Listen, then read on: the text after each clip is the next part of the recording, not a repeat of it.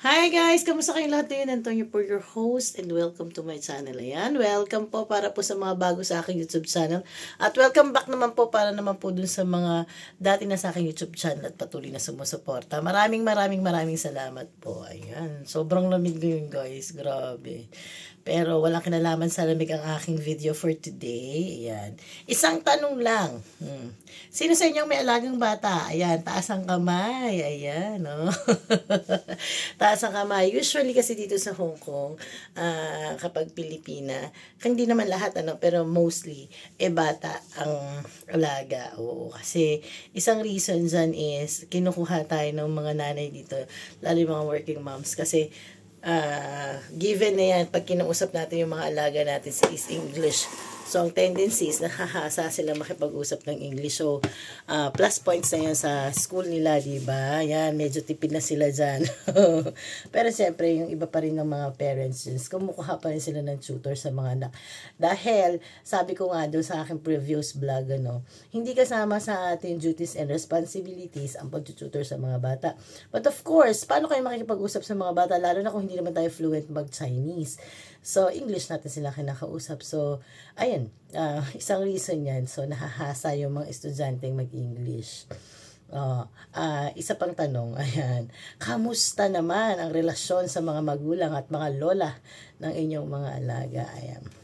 Actually, this video, gusto kong ipaliwanag dito yung kung paano nyo ba tinatrato yung mga alaga nyong bata. Kasi ako madalas kayo naririnig. At saka based on experience na rin, sabi nila, hulihin mo yung ugali ng bata para hindi ka i-terminate. Kasi nga, di ba, alam naman natin dito sa Hong Kong is rampant or uso or pwede ang termination. So, kung ikaw ay mahal ng alaga mo, ayan, syempre, takot yung mawala sila. Magwawala yan or iiyak sila. So, ang tendency, pag nakita ng mga magulang na mahal ka ng mga bata or mahal mo yung mga bata, ang tendency niya, syempre, pinagkakatiwalaan ka. Like me, masasabi ko, pinagkakatiwalaan na ako ng mga amo ko sa almost 5 years ko dito. Kasi naisasama ko na sila kahit ako lang mag-isa, ganyan. At saka tiwala sila sa akin pag iniiwanan nila. Ayun. So, at saka isa rin yung masasabi ko based on my experience at saka nakikita ko, pag mahal mo kasi yung bata, mas madali silang alagaan, syempre. Kasi mararamdaman nila yan nararamdaman ng bata kung mahal mo sila o ayaw mo sa kanila. So, pag ayaw mo sa kanila, lalong tumitigas yung ulo, diba?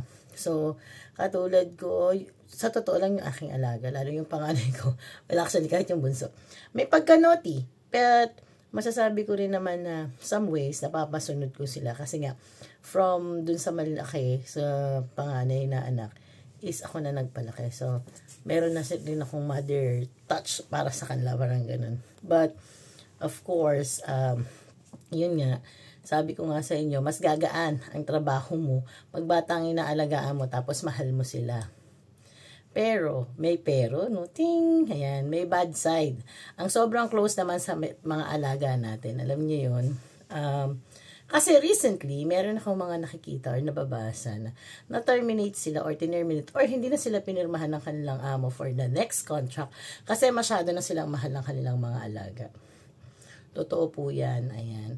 One of the reason bakit na-terminate din ng isang helper dito, usually mga yaya, is because nakikita ng mga magulang na mas mahal na ng anak nila yung kanilang yaya.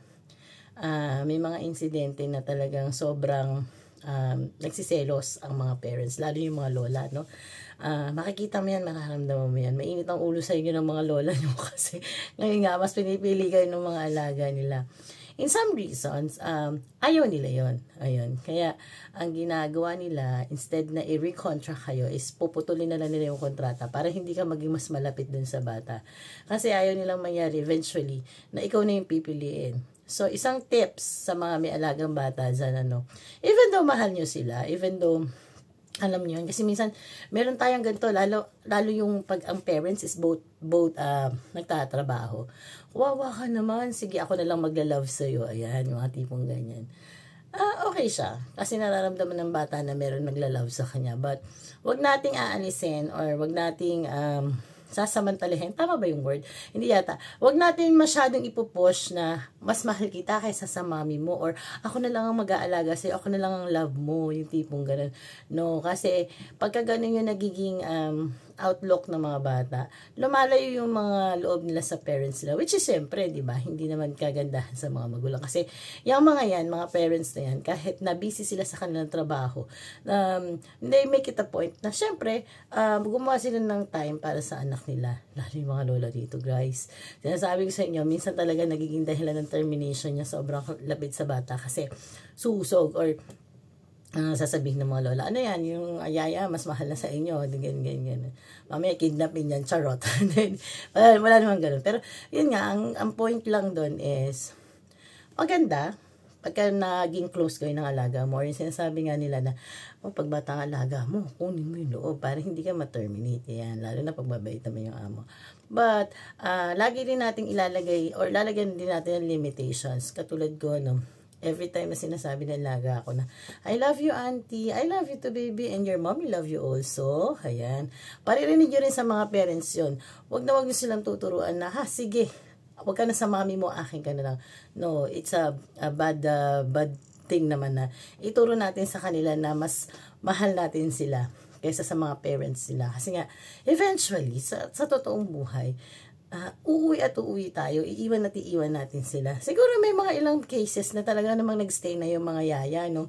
Mabot na nang nagkaanak na rin yung mga alaga nila or what. Pero, rare lang yon. Hindi siya ganun kadami. So, hayon, tsaka masakit din yun kapag sobra mong ibinuhos yung love mo para sa kanila, tapos eventually uuwi ka din. Masakit din sa atin yun, di ba? Aminin nyo. Minsan may mga nagpupusan. Ako nag-alaga sa'yo since 2 months ka, ngayon 5 years old ka na, 7 years old ka na, iiwan na kita. Masakit din sa atin kasi tinuturo na rin natin silang mga anak. So, ayun. To conclude this video of mine, conclusion na. So, conclusion lang dito sa video na to, no? Kung kayo ay may mga alagang mga bata, mahalin nyo sila para gumaan yung trabaho nyo, yung feeling nyo sa loob ng bahay is okay. But at the same time, lagyan nyo ng limitations. Kasi nga, wag nating ibusang 100% dahil nagiging dahilan din ng termination, ng pagiging close sa mga alaga. Tandaan natin yan. Isa yan sa nagiging reason or madalas na reason, yung sobrang close kayo sa alaga. Ayun. Ayun, sobrang lamig talaga. Grabe. So, kapinan muna tayo. Kape. Ayan. Yung kape ko malamig na din sa kadadaldal ko. But for now, sige na. Wala na si Inday at ako ay, even though Sunday, naka-duty naman ako, so may trabaho pa. Ginawa ko lang tong video to para lang isegue yung aking thoughts na naisip nito habang naglilinis ako. Kasi yung mga alaga ako, lumalaki na. Kukulit na sila. Sige na, bye-bye na and see you for my next video. Thank you for watching!